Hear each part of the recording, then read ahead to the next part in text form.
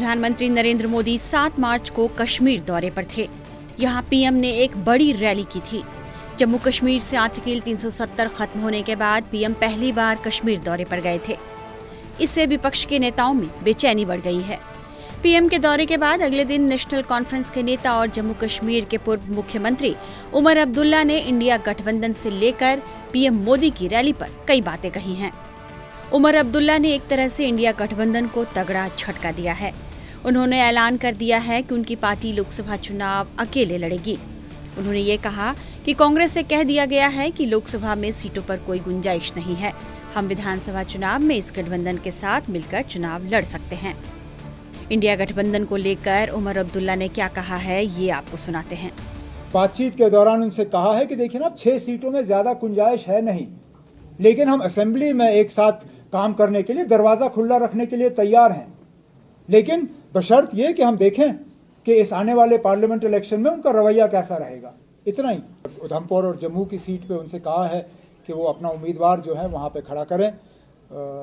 हमने लद्दाख जो लेह करगिल वाली सीट है उस पर भी उनसे कहा हुआ है कि हम वो सीट जो है उस पर हम नेशनल कॉन्फ्रेंस का उम्मीदवार जो है खड़ा नहीं करेंगे, और हमारी कोशिश सबकी यही रहनी चाहिए कि कोई ऐसा कंसेंसस कैंडिडेट वहाँ पे हम सब मिल के निकालें जो कि बीजेपी से वो सीट जो है वापस लेने में कामयाब हो सके।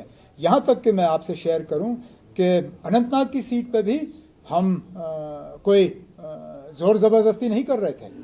मैंने यहाँ तक कि जब कांग्रेस से हमारी बातचीत हुई, मैंने ये भी कहा उनसे कि क्योंकि वो दूसरे नंबर पे आए थे, सीट हमारी थी, लेकिन अगर कांग्रेस बहुत ज़्यादा इंटरेस्टेड थी अनंतनाग की सीट के लिए, अगर उस पर मिसेस सोनिया गांधी या राहुल गांधी या प्रियंका गांधी उस सीट पर लड़ने के लिए तैयार होते, हम वो सीट उनके लिए छोड़ देते, हमें कोई एतराज़ नहीं होता।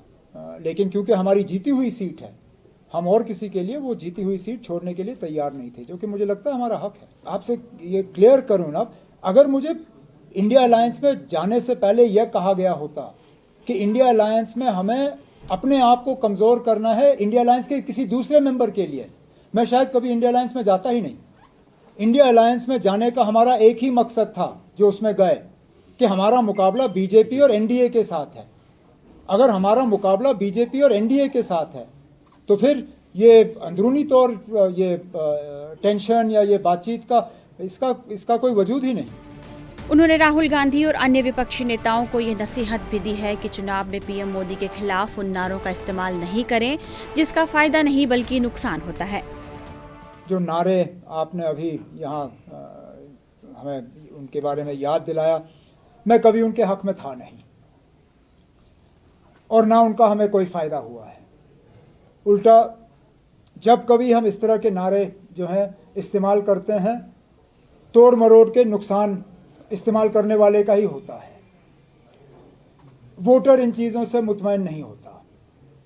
वोटर ये जानना चाहता है कि आज के जो हमारे मुश्किलात हैं उनका हल कैसे होगा, हमारी नौकरी कहाँ से आएगी, जो एग्रीकल्चरल सेक्टर में आज डिस्ट्रेस है उसको किस तरह दूर।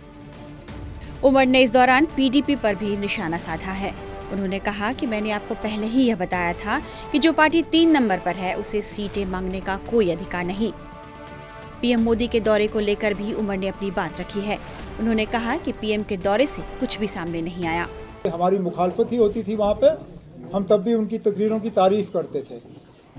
आज अच्छी बात है, उन्होंने नेशनल कॉन्फ्रेंस में शामिल होने का फैसला लिया है अपने साथियों के साथ, और अब हम उम्मीद करते हैं कि जिस अंदाज में वो नेशनल कॉन्फ्रेंस के बारे में बोला करते थे उसी अंदाज में वो बाकियों के बारे में बोलेंगे। आप बताइए किस हवाले से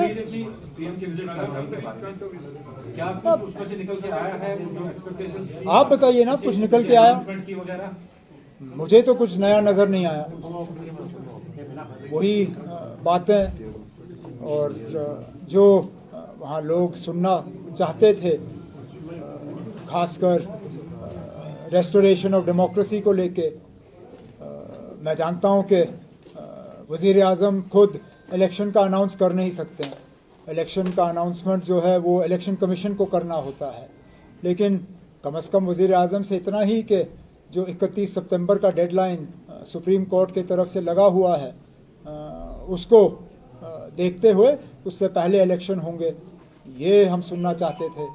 restoration of statehood, full statehood, not half या कोई और मॉडल, फुल स्टेटहुड, जितना हमसे लिया गया उतना हमें वापस चाहिए, उसके बारे में हम सुनना चाहते थे। कह सकते हैं कि पीएम मोदी के कश्मीर दौरे और जम्मू कश्मीर में बीजेपी के विस्तार से कई पार्टियां बेचैन हैं। जम्मू कश्मीर की क्षेत्रीय पार्टियां अपना अस्तित्व बचाने की कोशिश में लगी हैं। उमर अब्दुल्ला के बयानों से इसकी झलक साफ मिलती है। टाइम्स नाउ नव भारत डिजिटल की रिपोर्ट।